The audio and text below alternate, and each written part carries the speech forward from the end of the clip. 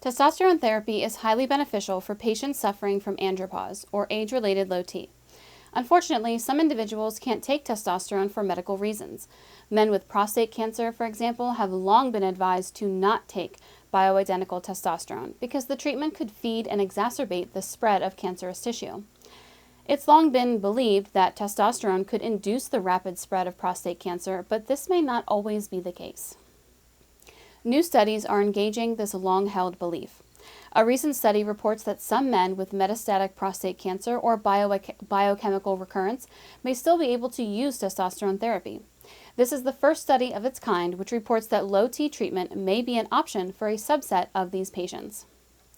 Dr. Abraham Morgentaler was the lead researcher for this study conducted on behalf of Harvard Medical School's Beth Israel Deaconess Medical Center. The study was released in the medical journal Androgens, Clinical Research and Therapeutics. This journal is highly respected and showcases research that involves the use of testosterone therapy and other androgenic medical treatments.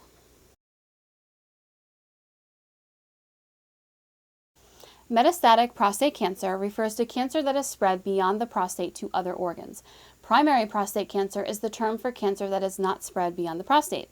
Biochemical recurrence refers to an increase in prostate-specific antigen activity after successful prostate cancer treatment that can sometimes mean that prostate cancer has returned. The doctor and his associates collected data from patients treated with testosterone therapy who had a prostate cancer history. 22 men were evaluated in this study. Specifically, 3 groups of patients were analyzed. Patients treated with androgen-suppressing hormones during primary prostate cancer treatment. 2 patients. Men with metastatic prostate cancer.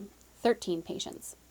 Patients diagnosed with biochemical recurrence. 7 patients.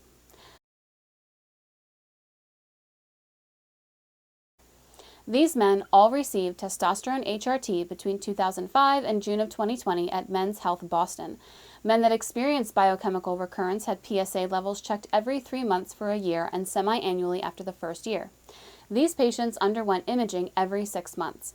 Patients with metastatic prostate cancer had prostate-specific antigen levels tested every 3 months and went for imaging every 6 months. Most of the men treated experienced no progression of prostate cancer. All 3 groups experienced an increase in PSA levels, though men that underwent androgen deprivation experienced the smallest increase, 0.1 to 0.3 nanograms per milliliter.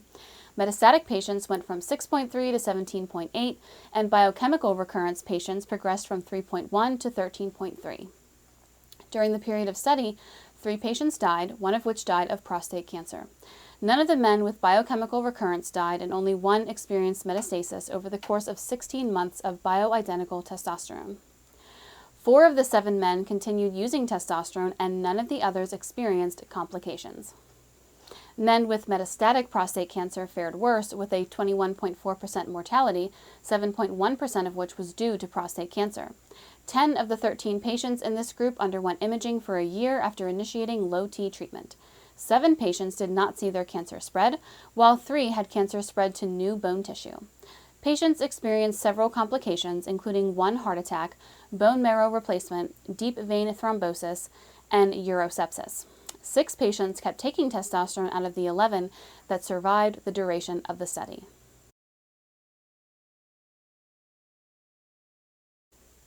The 2 patients that received androgen deprivation therapy experienced no major issues during treatment. 1 used testosterone only for a year, while the other stayed on hormone replacement. Combining testosterone with enzalutamide, also known as Tandy, testosterone and enzalutamide are prescribed in alternating fashion to allow the patient to experience the benefits of testosterone while minimizing the risk of exacerbating prostate cancer.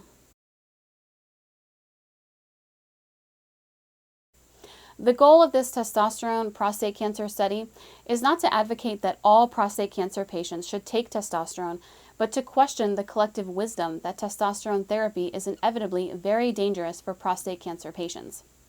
While this research is obviously preliminary, it opens the door for larger and more diverse studies comparing how various expressions of prostate cancer respond to testosterone therapy.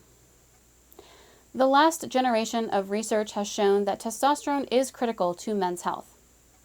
And it's important to explore how testosterone HRT may be able to benefit some patients with primary prostate cancer or those that may have low-risk prostate cancer in the future.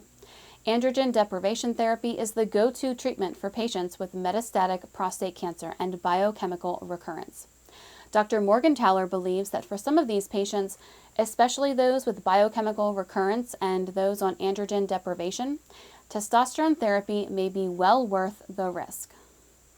Testosterone deficiency leads to many dangerous symptoms, increases mortality risk, and reduces quality of life, including low libido, osteoporosis, depression, increased body fat, loss of muscle mass, fatigue, and erectile dysfunction. It's likely that some patients that have prostate cancer or a history of the disease can still benefit from testosterone therapy. If you found this video informative and would like to learn more about testosterone therapy and how it can affect a man with prostate cancer, please click the link below in the description of this video.